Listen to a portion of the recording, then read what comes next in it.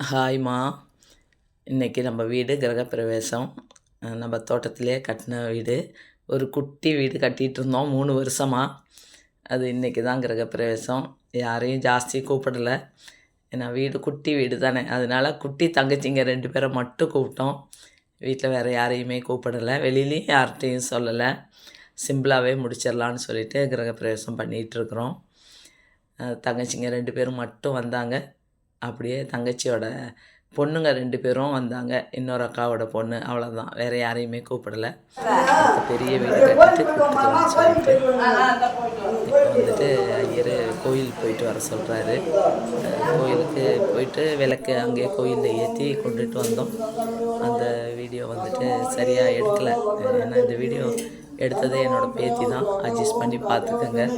ஏன்னா எங்களால் வீடியோ எடுக்க முடியாதுங்கிறதுனால பேத்தியோட கையில் செல்லு கொடுத்துருந்தேன். அவங்க தான் எடுத்து கொடுத்தாங்க இந்த வீடியோலாம்.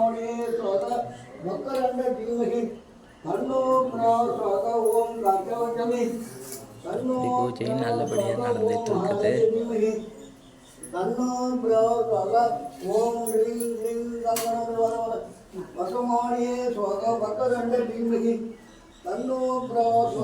கோவில் போன வீடியோ அடுத்தது நான் போஸ்ட் பண்ணுறேன். அது வீடியோ எடுத்திருக்காங்க, அதை நான் இதில் ஜாயின் பண்ணல. ஏன்னா வீடியோ ரொம்ப லென்த்தாக ஆயிரும், அதனால் அது வந்து ஜாயின் பண்ணலை.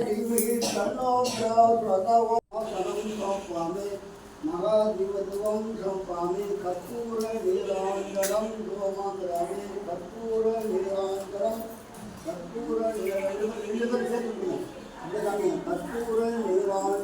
தூமகிராமி தூபதூபம்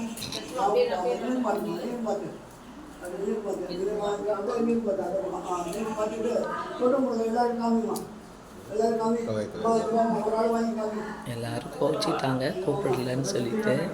மாமா வயசுலாம் ரொம்ப கோச்சிட்டாங்க, எங்களை கூப்பிடாம செஞ்சிட்டிங்கன்னு. அடுத்தது கொஞ்சம் பெரிய வீடாக கட்டிட்டு கூப்பிட்றோம் அப்படின்னு சொல்லியிருக்கேன். நல்லபடியாக இன்னொரு வீடு கட்ட முடிஞ்சால் அப்போ நம்ம எல்லாரையும் கூப்பிட்டுக்கலாம்னு நினச்சிட்டேன். கண்ணில் பூவை ஊற்றி கொடுக்க சொன்னால் எங்கள் வீட்டுக்கார ஒரேடியாக ஊற்றுறாரு.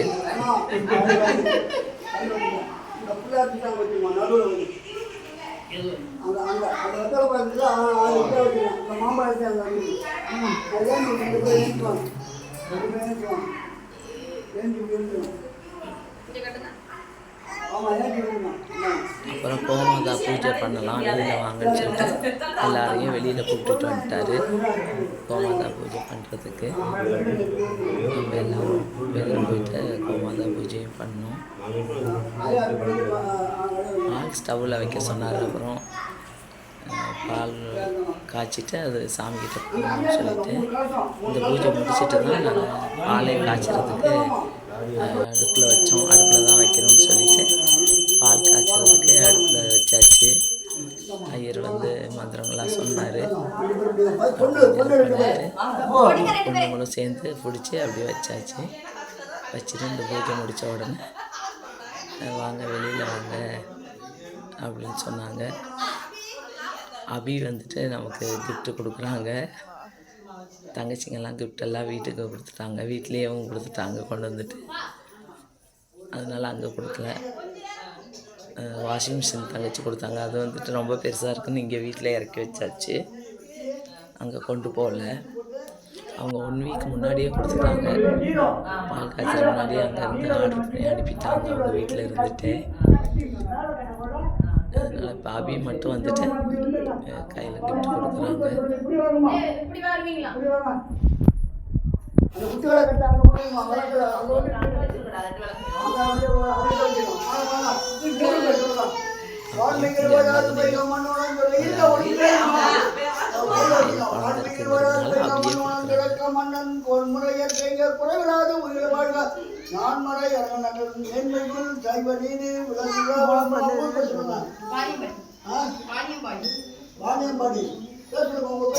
அபிநயா, கிருஷ்ணகுமார், தனலட்சுமி, ராஜா, நிர்மல்குமார்.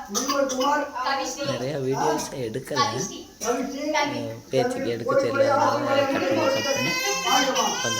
கொஞ்சம் கொஞ்சம் எடுத்தது மட்டும்தான் இதில் இருக்குது. பூஜை பண்ண எதுவுமே எடுக்கவே இல்லை. அதனால் கோமாதா பூஜை எடுக்கலாம். ஆனால் வதனையை ஆரத்தி எடுக்க சொன்னாங்க. சம்மந்தி ஆரத்தி எடுங்க அப்படின்னு சொல்லி சொன்னோன்னே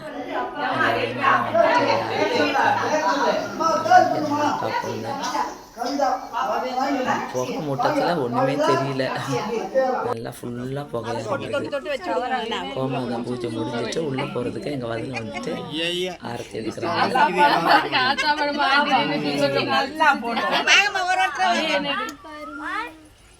நம்மளுக்கெல்லாம் யாரும் ஒரு 100 ரூபா போட்டு போமாட்டீங்களே.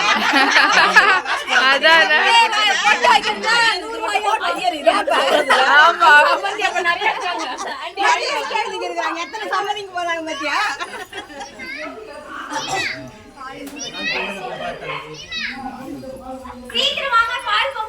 பால் பொங்குதான்.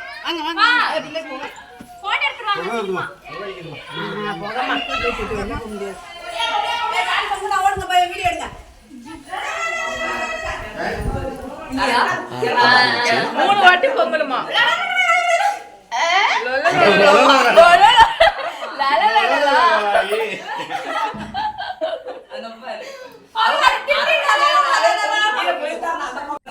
என்ன தங்கம்?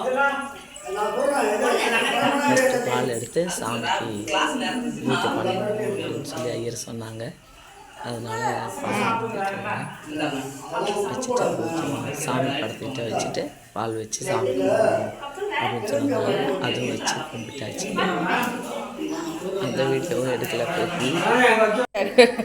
அம்மி கீழே உட்கார மாட்டாங்களே. செஞ்சவங்களுக்கெல்லாம் வேற யாராவது இங்கே உள்ள உட்காரட்டும். பணம் வச்சு கொடுத்தாச்சு. கொடுத்ததையும் வீடியோ எடுக்க சும்மா எடுக்க முடிஞ்சது. லாஸ்ட்டில் சந்தோஷமாக நல்லபடியாக நம்மளோட கிரகப்பிரவேசம் முடிஞ்சது. அதுக்கப்புறம் எல்லாருக்கும் சாப்பாடும் ஹோட்டல்லே சொல்லியாச்சு. ஏன்னா அதிகம் யாரையும் கூப்பிடாததுனால நம்மக்கிட்ட வேலை செஞ்சவங்க 2 தங்கச்சிங்க மட்டும்தான் நான் கூப்பிட்டுருந்தேன். அதனால் ஹோட்டல்லையே சாப்பாடு ஆர்டர் பண்ணிட்டோம்.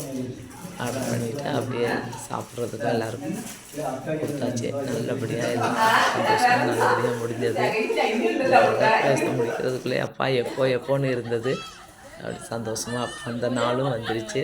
கிரகப்பிரவேசமும் நல்லபடியாக முடிஞ்சது. முடிஞ்சிட்டு எல்லாருக்கும் சாப்பாடும் கொடுத்துட்டு சந்தோஷமாக எல்லாம் அனுப்பிட்டாங்க.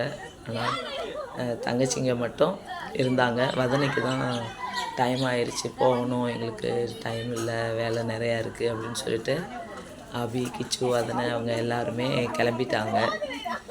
அப்புறம் தங்கச்சிங்க நாங்கள் எல்லாம் 3-4 நாள் அங்கேயே தான் இருந்தோம்.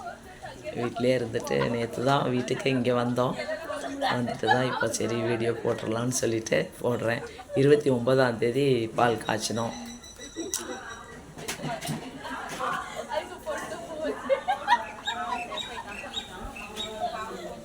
இதுதான் நம்மளோட குட்டி வீடு. டிஃபன் எல்லாமே சூப்பராக இருந்தது. ஹோட்டலில் தான் ஆர்டர் பண்ணோம். நல்லாவே இருந்தது டேஸ்ட்டும்.